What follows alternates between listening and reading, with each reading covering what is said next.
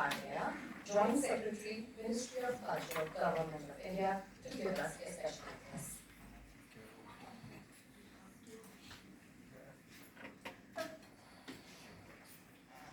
Namaste, and many greetings to all of you.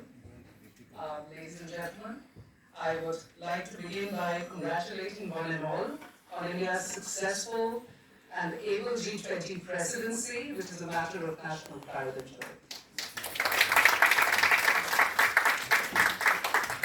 It is an honor and a privilege for me to be invited here to deliver a special address at this annual conference on the policy discourse for the growth and development of creative economy, virasat, mapping, creativity. It's an important initiative by FICCI, which aims to chart a transformative course for the cultural and creative industries against the vibrant backdrop of India's rich heritage and artistic diversity. Well, having had the extreme privilege and honor of steering the Culture Working Group under India's G20 presidency, it gives me immense pleasure to share with you today about how we achieved establishing culture as a working group and firmly establish it within the G20 system, the G20 framework. The G20 presidency of India lies at a critical juncture, or lay at a critical juncture since the Leaders' Summit is already over, among the historic milestones that insisted on employing culture to renew multilateral cooperation and support multicultural societies in the world.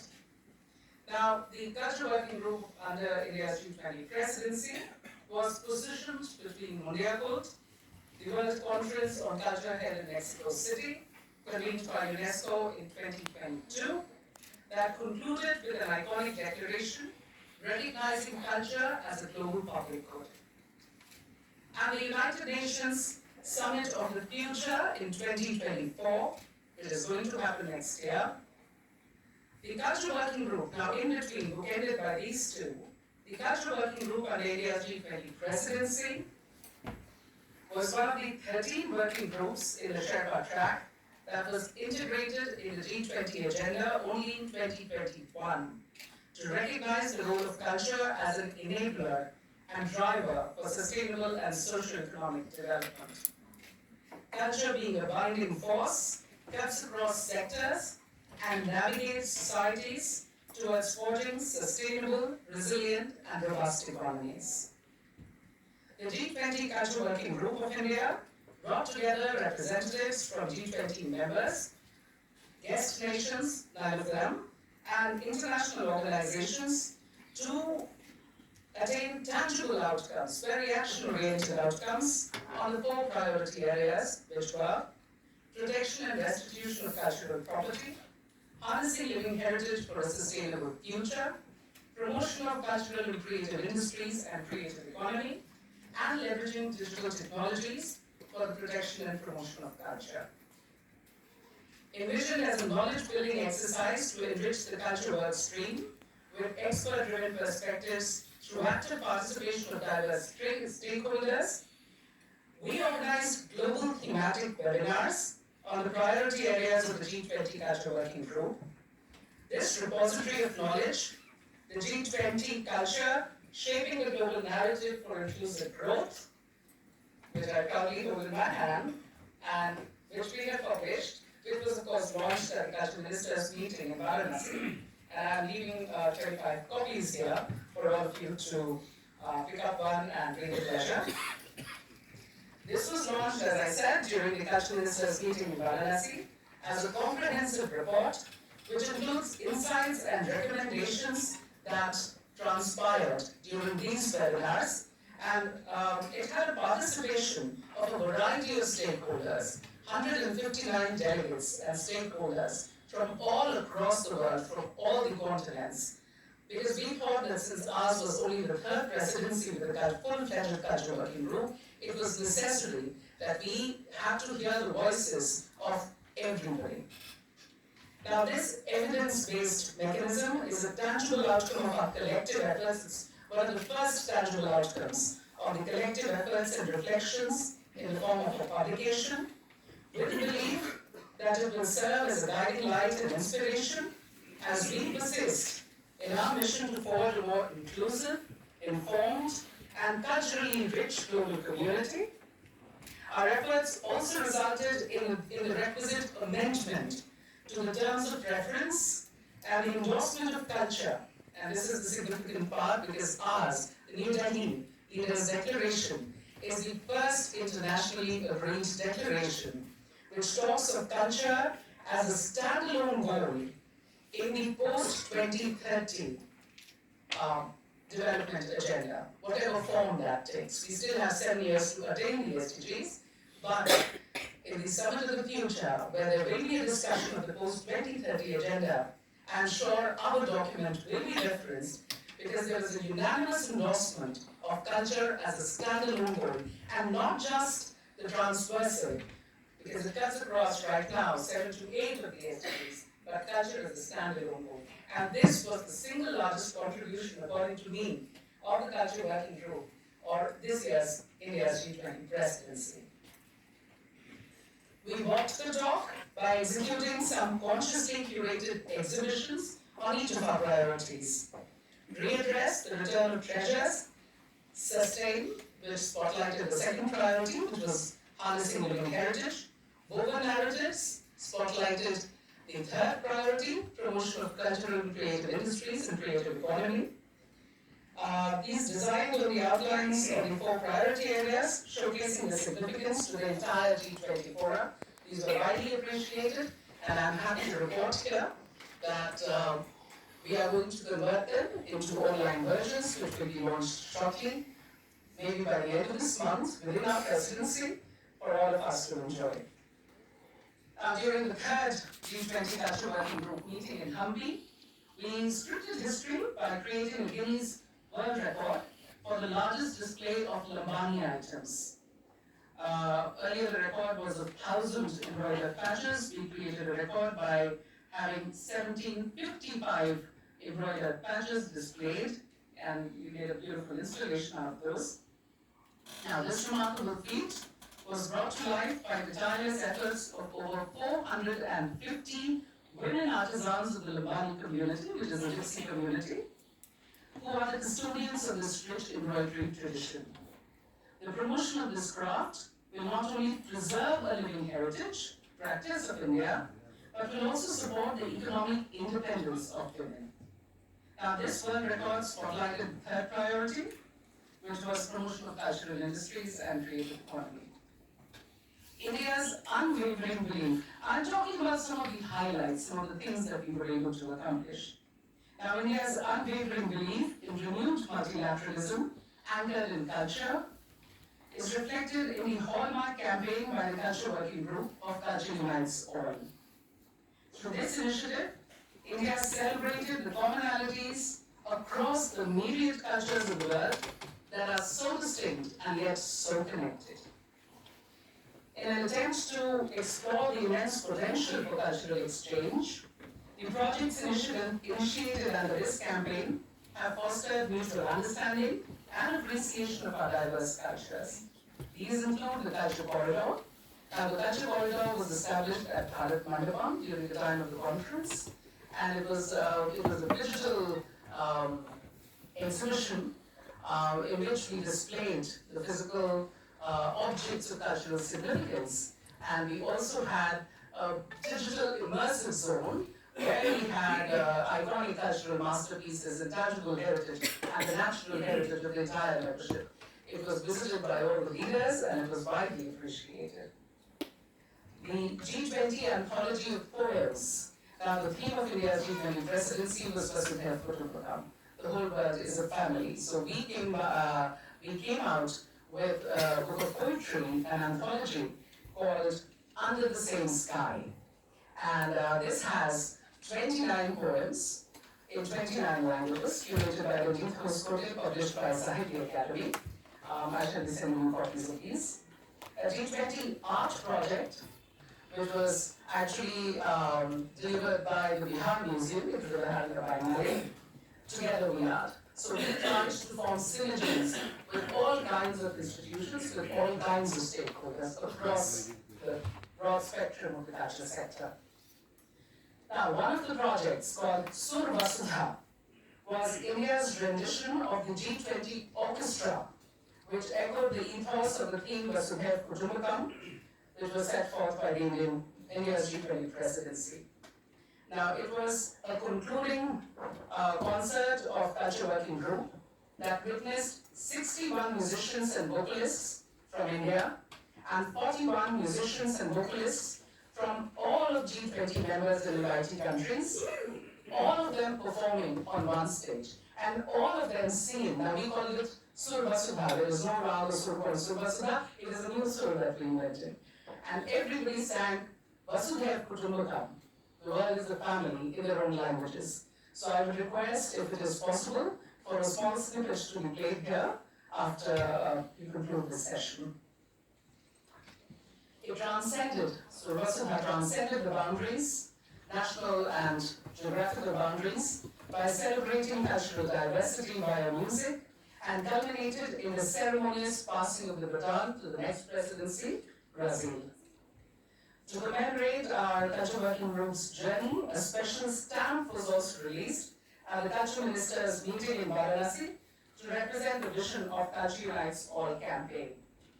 And this is absolutely right. Now, this is the version of the Culture Unites. So we came out with our own commemorative stamp, and while there were too many issues that divided the membership, culture actually united everyone, and everyone did come together to sign off on the various collaborative activities under Culture Working Group.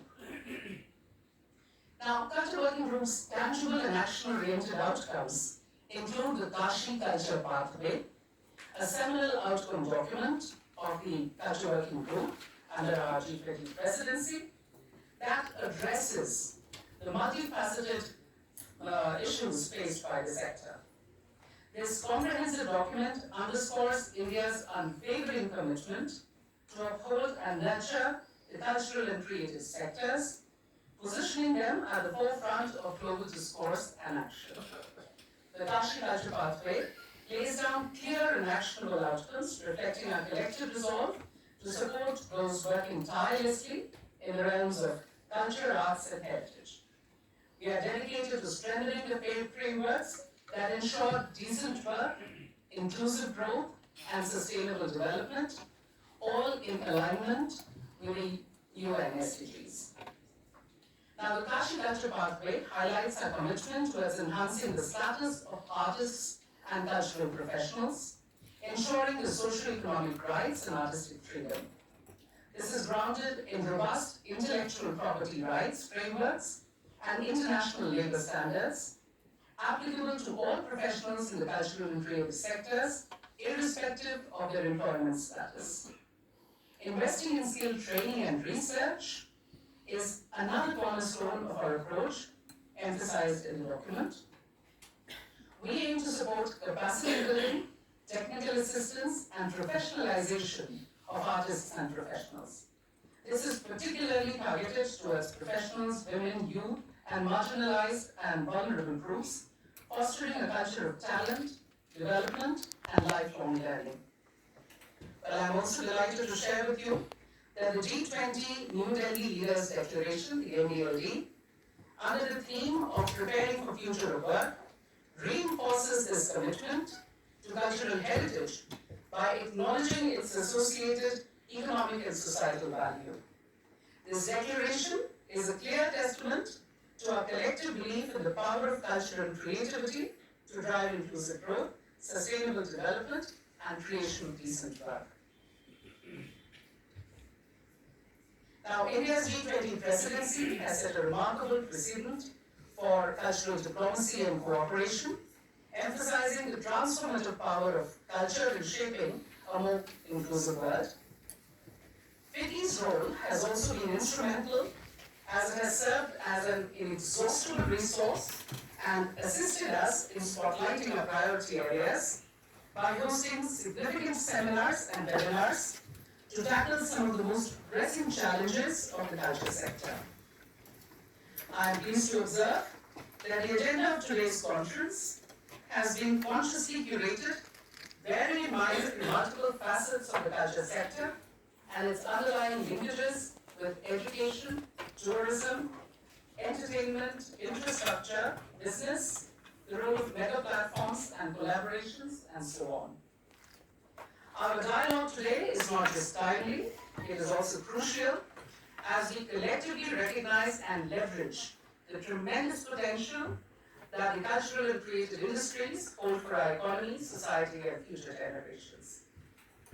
The creative economy is front and center at a time when creative solutions are needed to overcome global challenges.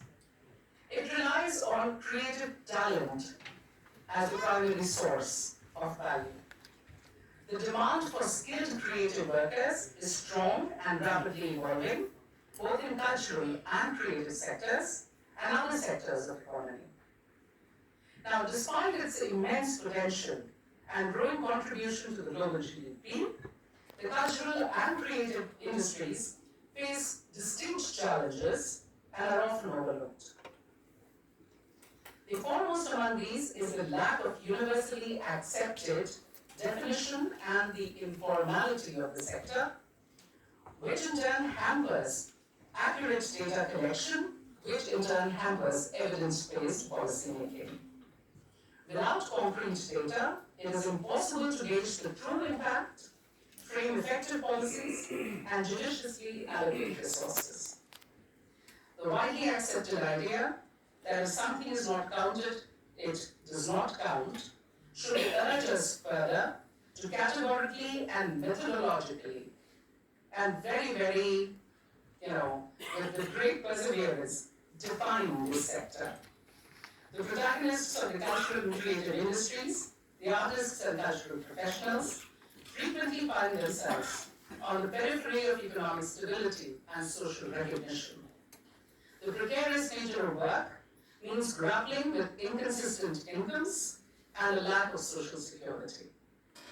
Presently, the informal economy constitutes 60% of the worldwide creative industry. This adversely impacts the status of cultural practitioners and has far-reaching consequences for the broader economy as the contributions of the sector are undervalued. It is the need of the hour to identify ways in which the growth of the creative sector can be enhanced by tapping into its potential across demographic strata. As we move forward in the direction of mapping and measuring, it is essential to take into consideration the following factors.